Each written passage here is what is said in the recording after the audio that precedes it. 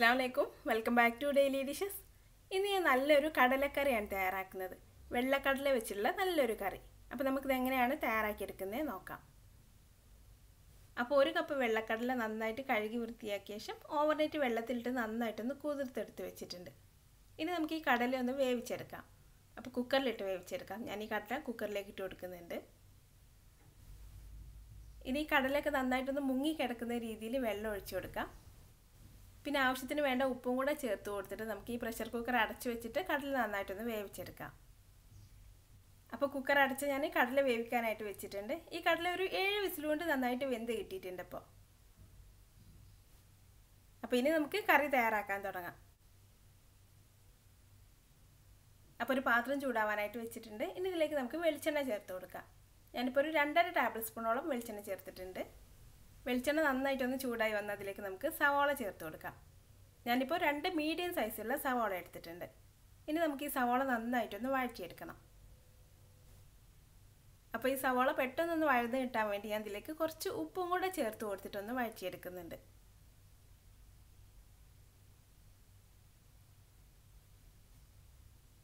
ഇപ്പോൾ സവാളയൊക്കെ ഒന്ന് വഴന്ന് വന്ന് ചെറുതായിട്ട് കളറൊക്കെ ഒന്ന് മാറി തുടങ്ങിയിട്ടുണ്ട്. ഇനി നമുക്കിതിലേക്ക് 1 ടേബിൾ സ്പൂൺ വെളുത്തുള്ളി ചതച്ചത് ചേർത്ത് കൊടുക്കാം.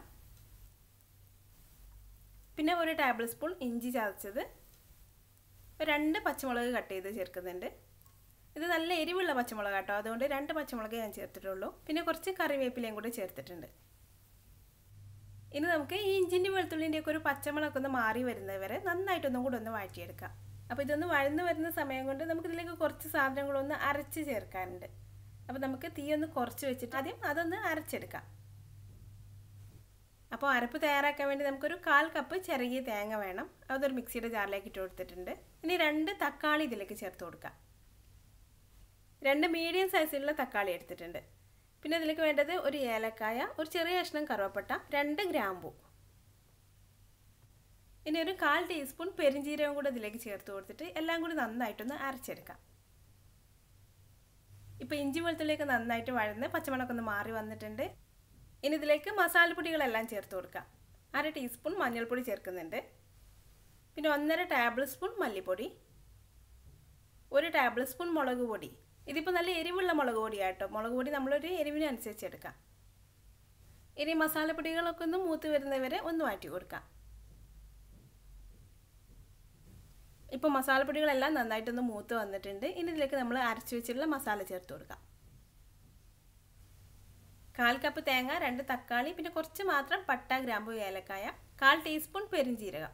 പട്ട, ഗ്രാമ്പു, ഏലക്കായ ഒന്നും കൂടി പോകണ്ട കേട്ടോ. നമ്മളിതിൽ അരച്ച് ചേർക്കുന്നതുകൊണ്ട് അതിൻ്റെ ഒരു കുത്തൽ വരും. അതുകൊണ്ട് 1 ഏലക്കായ, 2 ഗ്രാമ്പു, ചെറിയൊരു കഷ്ണം കറുവപ്പട്ട, പിന്നെ ഒരു 1/4 ടീസ്പൂൺ പെരിഞ്ജീരകം, അത്രയും മതി.